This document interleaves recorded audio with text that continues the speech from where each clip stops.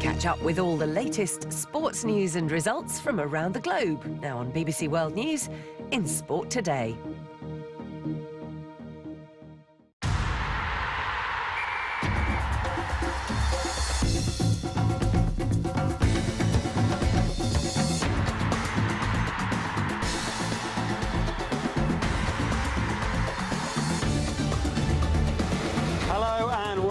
You are live outside the Maracanã Stadium here in Rio, where the closing ceremony is underway for the 2016 Olympics. I'm Chris Mitchell.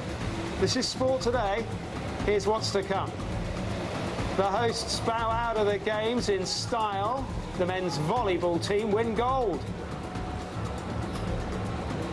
It's a full set for Kipchoge. He wins the marathon to add gold to his silver and bronze.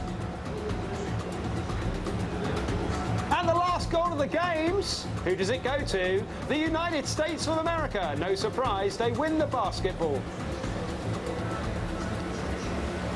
Hello and welcome back to Brazil for this edition of Sport Today, where the wind and the rain is lashing hard at the Maracanã, but inside, unthwarted by the weather, the athletes and spectators are determined to have fun and enjoy the closing ceremony here in Rio.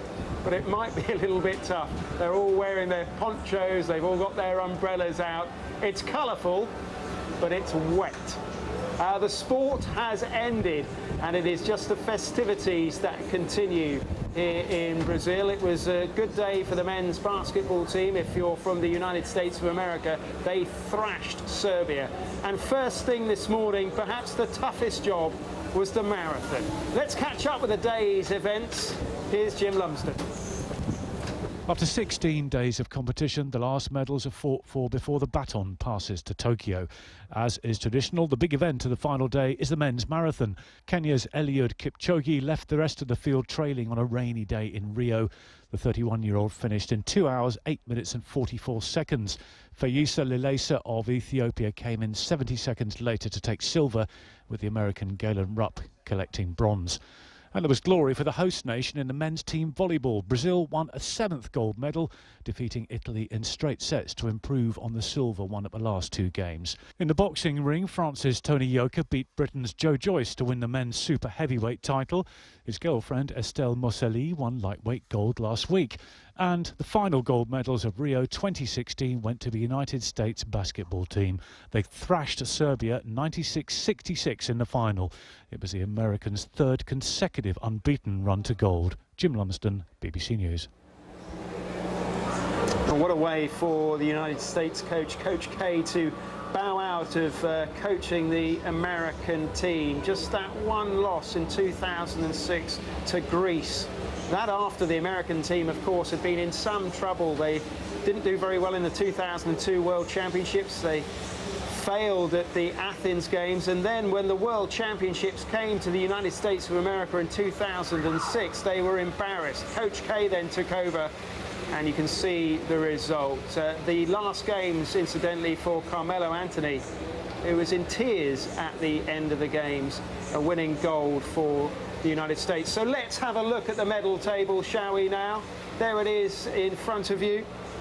The United States top, as expected. It was only Beijing where they had that blip where the Chinese won 50+ gold medals to top the table in China. 46 medals for the States. And Great Britain coming second there. The first hosts to do better after hosting the games than any other. 27 golds for Great Britain, China in 3rd. More medals in total, though, you can see there for China.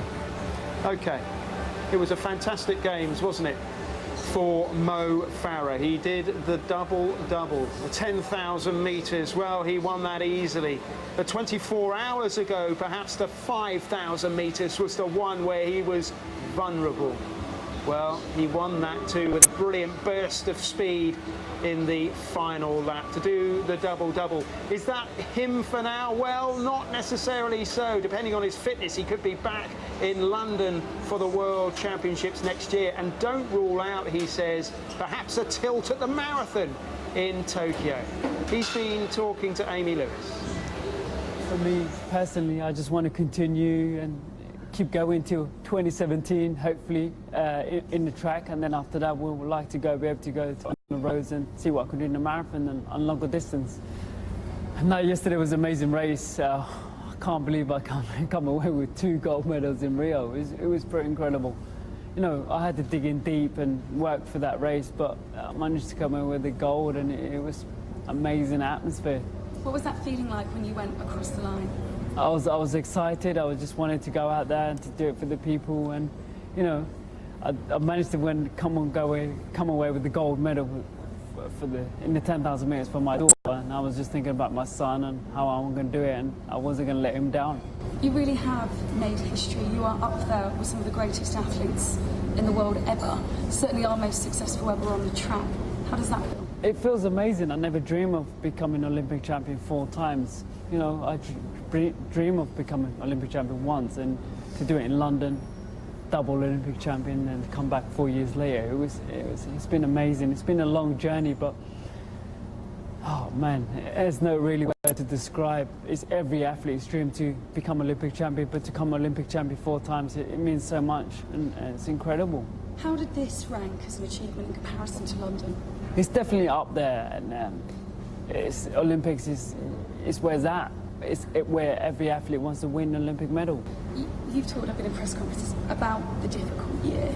Do you feel now that you've put that behind you, and how has the last year been? Yeah, no, last year it's been difficult, to be honest with you. I've been away from my kids for 6 months of the year. It's not an easy thing to do that. So I managed to, you know, just do it for my loved ones, but do it for my kids.